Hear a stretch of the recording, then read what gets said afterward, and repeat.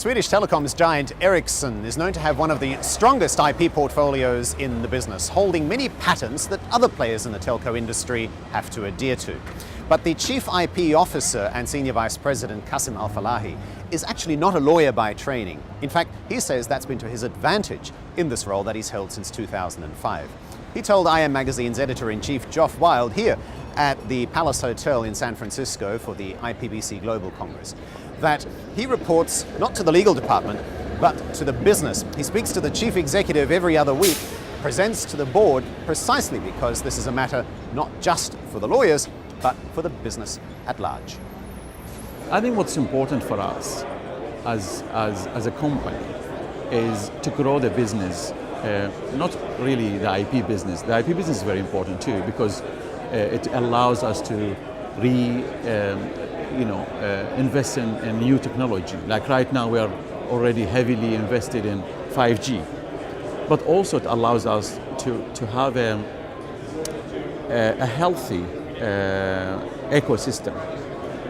We drive very much the ecosystem to grow. For us it's very important that almost every 2-3 years has been another additional 1 billion new subscribers worldwide. That's really important for Ericsson. I think end of last year we were at 6.6 billion subscribers. Wow. So it's extremely important that we have that, and it's a healthy growth, and it's been a steady growth every year. Now going forward, if you just look like 5 years ahead, we will see the whole everything connected. Everything that deserve or need to be connected will be connected. So you see the cars are getting connectivity already now. The whole network society, the Internet of Things will be there. And for us, the whole licensing has to work very well. It has to be accessible to the market. The technology we have has to be accessible to the whole market. And it has to be at a level where it's affordable for new players to enter the market. So when I present to the board, I present how would IP going forward work in the whole vision of network society. How will it all work out? How will we get new players, new verticals? The whole healthcare sector. How will that be connected? And how IP licensing would work in the whole space. Yeah. So that's really my role in the company. Okay, and that takes us on to the Ericsson portfolio, which is, I think, widely recognised to be one of the strongest in the industry. A lot of standard essential patents in that portfolio. Yes. And at the moment that's quite a hot area. I know there's been certain controversies around what's been going on with the change of patent policy at the IEEE. Yeah. What's your view, what's your take on standard essential patents, and what do you think of the way the policy is developed at the IEEE? I think our take on the standard essential is quite simple, I think, and very clear. I think licensing, having essential patents, it's actually very, very important for the growth of this industry. The alternative is for companies like Ericsson to keep a lot of the technology proprietary, which gives us an edge compared to any other player. And that's something which will harm the consumer. So what we believe in licensing our patent portfolio on frank terms is an agreement between us and the standardization. The third party beneficiary is companies who are using it, but also it puts a requirement on us to be fair, reasonable, and non-discriminatory. But also it gives it at the same time adds a requirement on the people using the technology to be willing licensee. Yeah. It's a two-way street. Yeah. You can't have one thing on the other and not the other. Yeah. And on IEEE, what happens is that the whole process was not open, not transparent, and the outcome of it is, in a way, we feel that is not really valuing the investment companies make, not only Ericsson, but other companies make to make the technology available and open to anyone. And this balance, it's a balance, and that balance is very, very important going forward. So, if I'm a consumer, that's quite worrying. Is there still an incentive to create standards essential patents? Does Does that still exist, or is it now something that companies like Ericsson are going to think, well, we will keep these patents for ourselves and we won't enter into standards anymore? It's a very, very good question. I think that obviously we think about it a lot. It's an important part of our strategy and our analysis. I agree with you that it will really harm consumers if companies like Ericsson keeps proprietary and not open up. Again, we started, if you look at it, we started years ago with different technology in different parts of the world. Yeah.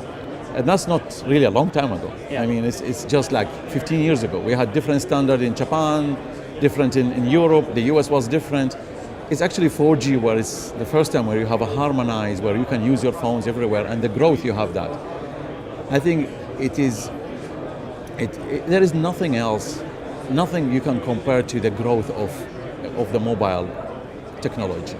Right now, if you look at the alternative, what's the alternative is having connectivity where you use Wi-Fi, which is not going to work because you want to move and you want to be able to use the technology. So is it worrying us? It does a bit. Do we think that it's going to harm the consumers? Yes, and I think at the end of the day, the standardization and open standard will be the way to go anyway. Okay. An area that's become a lot more talked about in IP over recent years has been the whole issue of privateering, where operating companies outsource a certain level of litigation enforcement to a third-party MPE. And you've recently been subject to a level of criticism about the relationship that you have with Unwired Planet, an MPE based in the United States. I just wonder if you could sort of give us your perspective on that relationship, why you're in it, and whether you accept criticisms that it's damaging to the broader ecosystem. Absolutely, I'm happy to do that. So with Unwired Planet, like any other investment, the way we view the patents is an asset. And the patent assets means that you can monetize them in a different way. You can sell them, you can license them. I think there's a lot of talk about privateering, MPE, patent trolls. I think it's not really, the most important thing is the behavior of a player. I can tell you that there are players who are practicing entity, operating companies who act in a way which is damaging for the industry. Yeah. And there are players who are non-practicing entity who are licensing in a very constructive way, in a very professional way. For us, when we make a deal, we make sure that the companies who are taking over our patent portfolio will be a responsible player in the market. That's really the most important thing. Yeah, I guess it's worth noting that actually it's one of the most transparent relationships out there because there's been so much disclosure around it. Absolutely. Yeah. And if you read all the disclosure, you will very quick come to the conclusion that they have to Unwired Planet, they have to have the same commitment that Ericsson has to the standardization, and they have been acting accordingly. They have been trying very hard to license the portfolio. Of course, there's a lot of players who are not acting as willing licensees. They delay the process because they know that if they delay the process, they will put pressure on the patent holder because they have cost and they will have to go to litigation, and that will have a huge cost on the player. So I think, again, what is important is the balance. Yeah. The investment that is made and the return of on the investment with the companies who are using the technology and becoming extremely successful for a technology that they themselves didn't create. It's important, the balance. Yeah. And the balance has to come into place. Yeah, and I think it's going that way. Yeah. So you talked about patents as an asset, and that you're managing your asset to create the value. We had a session this morning looking at patent values now and into the future. I just wonder the way that you're seeing the patent market develop, both in the United States but more broadly as well. I think the patent market is developing in a way where I think the valuation of patent portfolios is very much focused on the value, the quality of the patents. And also, there's a lot of talk about, essential patents or FRAND patents are kind of devalued or not. At the end of the day, the most important thing is what is the value for me having these patents compared to another players. I think that there are companies today who are giving a very high valuation for patents which are not essential patents, just because they have a FRAND commitment. In my opinion, the FRAND commitment is something that doesn't devalue the patents. It actually is connected with a huge investment that the company has put in together to make these patents part of a technology which is chosen. Remember, the patents which are chosen to be part of the standard, they are chosen because it is the best technology, and it's a democracy. It's a lot of companies, both the suppliers but also the operators, the service providers, who vote to pick the best technology. So there is a lot of value in those patents. Yeah. And just staying on the market, traditionally the market is really centered on the United States. People I speak to are saying that there's a drift towards Europe. People are getting more interested in Asia. Is that your experience as well, would you say?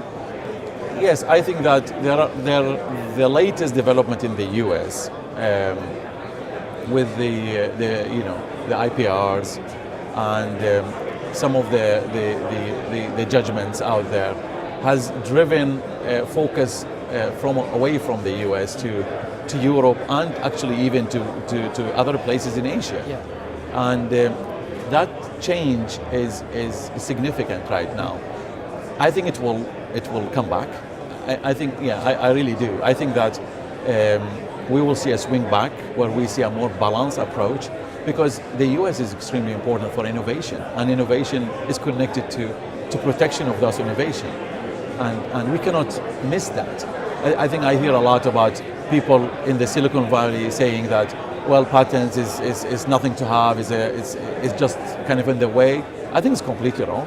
I think the value of anything that you create has to be connected to the protection you have and the assets at the end of the day that you have. Okay. So just to finish off, one of the interesting things about you is you're not actually a lawyer.